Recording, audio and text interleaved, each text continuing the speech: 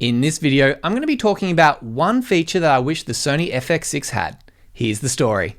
The Sony FX6 has so many amazing features. It has 4K 120 frames per second with continuous autofocus, electronic variable ND, it's full frame, it has XLR inputs, 15 stops of dynamic range in S-Log3, S-Cinetone, and the list goes on. But the one feature that I wish the Sony FX6 had that it doesn't is IBIS, or in-body image stabilization. For those who don't know what IBIS is, basically it's where the camera stabilizes the sensor and that then removes any jitters that you might get if you're recording handheld, and also stabilizes the footage even if you're on a tripod and shooting at long telephoto lengths. My shooting style includes both handheld and tripod use, so having IBIS would be incredibly helpful for my video projects. With all that said, it's not a deal breaker that the FX6 doesn't have IBIS. There are some workarounds, and the workarounds that I've found so far is to shoot with lenses that have OSS, or optical steady shot. And unfortunately, this does limit you with your lens selection when shooting with a Sony FX6. For example, if you're wanting to use the Sony 24 to 70mm f2.8 G Master lens, unfortunately, that doesn't have OSS.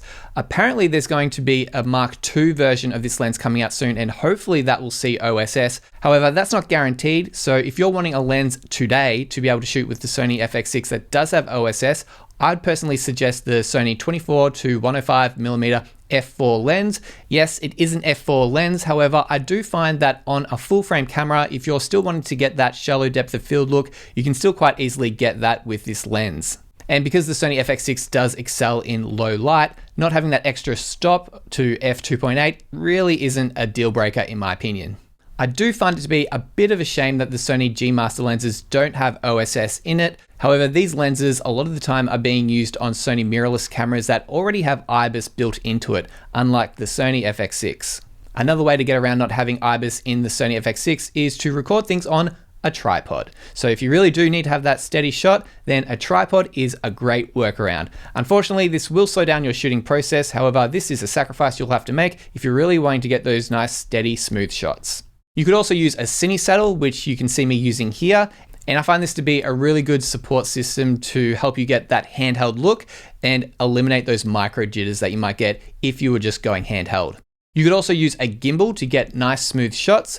Gimbals do have a specific type of look and really are created for a specific purpose, and I find they're best used for going through spaces as opposed to standing still and just getting moving side to side B-roll shots. If you're just standing still and moving side to side to get B-roll shots, you don't really need a gimbal. You just probably need maybe a Cine Saddle, or even just hold the camera close to your body and have 3 points of contact to try to get rid of any micro jitters that you might have. However, if you're wanting to move through a space, for example, doing real estate videos or doing event coverage where you're moving through a space and following different people, then walking around with the FX6, your footage will look quite bumpy and won't be very reusable unless you're using a gimbal. So a gimbal could be a good solution to stabilize your footage in those circumstances. And to be honest, if the Sony FX6 did have IBIS, you probably wouldn't utilize it for walking through spaces like that to try to get smooth shots. I would recommend that if you're wanting to get shots like that, you put your camera on a gimbal.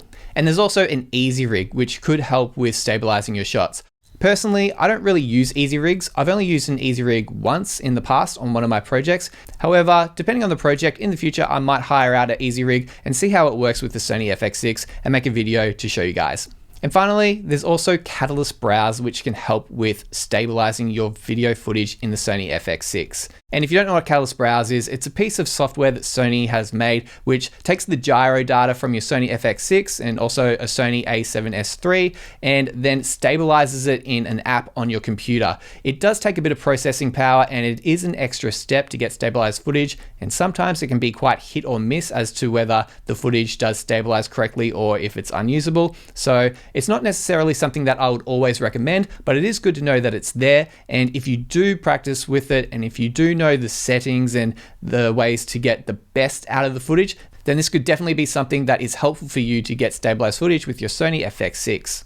Hopefully in the future, where we might see a Sony FX6 Mark II, they do include IBIS. From my understanding, you can't have both IBIS and a variable ND built into the same camera body. I'm not a camera engineer and I don't know the technical reasons behind it, but apparently that's the reason why we don't see VNDs and IBIS in the same cameras like the Sony FX6. Currently it's one or the other, and honestly with the Sony FX6, having that built-in electronic VND is incredibly helpful, and I'm quite happy that that's there in the FX6. And if technology never does figure out how to have IBIS and a VND in the same camera body, what might be interesting would be to see if the camera developers are able to get the same technology that Catalyst Browse has with the gyro data and everything that you can do on the computer, and somehow put that into the camera. I know with my Panasonic EVA 1, it had a built-in ND filter, and it also had EIS, or electronic image stabilization. And basically that was whenever you turned it on, you got a slight crop on your image, and then it gave you similar results to what you might find with Warp Stabilizer in Premiere Pro. For some people, they didn't really like the results that they got, and it wasn't a very professional solution. However, I found that for the majority of the shoots that I was doing, using that feature did help get rid of the micro jitters, and unless it was pointed out to you, you probably wouldn't really realize that EIS was added to the footage. So it'd be interesting to see if that's the path that camera developers go in the future, using software to stabilize the image in their cameras, or if they continue to use the IBIS technology in their cameras and somehow figure out how to have an electronic variable ND in there as well. So they're my thoughts on the one feature that I wish the Sony FX6 had. But what are your thoughts? Are there any features that you can think of that you wish were in the Sony FX6? If so, let me know in the comments. I'd love to hear your thoughts. And that's the video. I hope you found this video helpful, and if you did, please give it a like, and if you haven't already, please consider subscribing to this channel for more videos on video creation in the future.